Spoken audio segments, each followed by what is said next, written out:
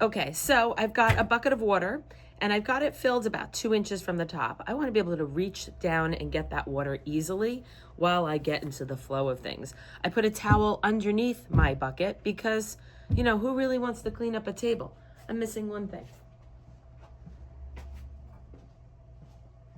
I also want to grab a masonite wear board or a bat. As a bat, this one is a decommissioned bat because it's kind of old and not really great to use on the wheel. So I'm going to slap this into, like I mentioned before, a giant carrot, big fat cartoon carrot. I'm going to hold it with my left hand and I'm going to start to extrude the handle from the carrot of clay through my fingers like this. I don't want to use my fingertips. Please excuse all the Band-Aids. First week of classes, it's winter, it's 8 degrees here in New Jersey. I wash my hands a lot and yeah, they're beat up. They got cuts, and so please don't get distracted by the Band-Aids. Anyway, I digress. Okay, so I'm gonna have my carrot over my bucket of water.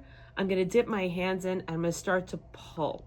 Now what I'm doing is a fast motion, pulling down, and I'm grabbing a little bit of clay from the 2 inches of the bottom. I keep wetting my hands. I'm actually putting more pressure on the top and less on the bottom. So I'm kind of heave-hoeing all of those clay grains down into sort of a longer carrot. Now I need a really long handle because I'm gonna aim for it to go above the teapot lid. So I'm gonna keep on pulling. And you don't want to stop. You can see I kind of stopped there and it made it sort of denty. So I want to pay attention to that. So I'm putting more pressure on the top, less pressure on the bottom. And this is my extruder. It's sort of like a square, but I'm using the stronger parts of my hands, not necessarily my fingertips. Now, if I want my handle to be half the thickness of this, that means that this is going to become double the length, which I think is kind of good. I'm going to grab a little bit more. It doesn't hurt to be too long. And because it's so long, it's kind of hard for me to do it over the bucket. So I'll move to the side a little, get a little splatter on the table. And what I'm doing is I'm more pressure at the top, less on the bottom. But you don't want to stop. If you stop, all the clay is going to gather here. It's going to be like a ball and it'll just rip off. So I keep on pulling.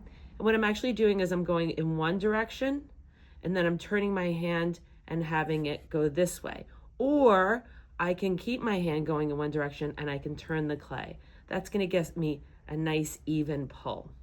Now, once I've got the length that I want, although I think that's a little too short, so I'm going to sort of maybe grab a little bit more from the top here. Remember, I need my lid to have space to come out. So,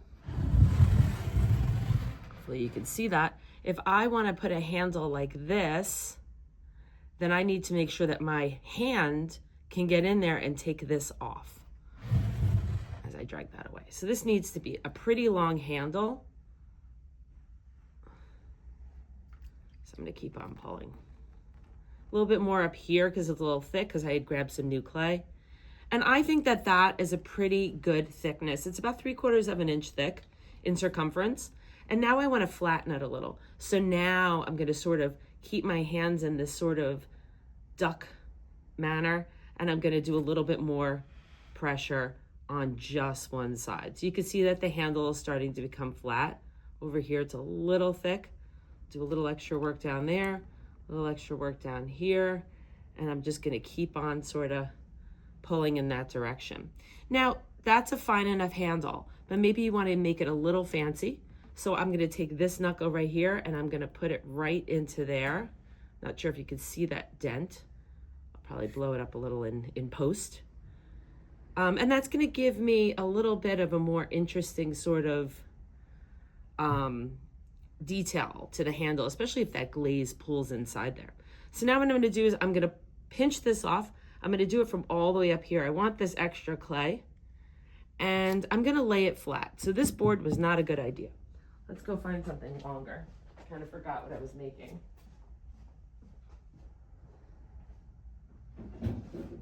So I want to find a wear board that is long enough to accommodate my handle. Sorry for having to travel.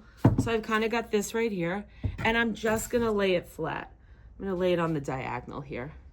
And you do want to make sure that you're laying it really straight because it's going to start to dry.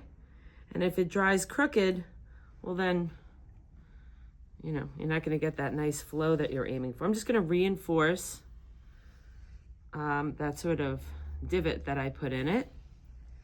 Okay, and you can kind of see it just like that. I'm gonna let this set up. I want it to become soft leather hard. When it becomes soft leather hard, I'll return and I'll put it into the shape that I want. I'm gonna go ahead and start to trim my teapot, and I'll see you later.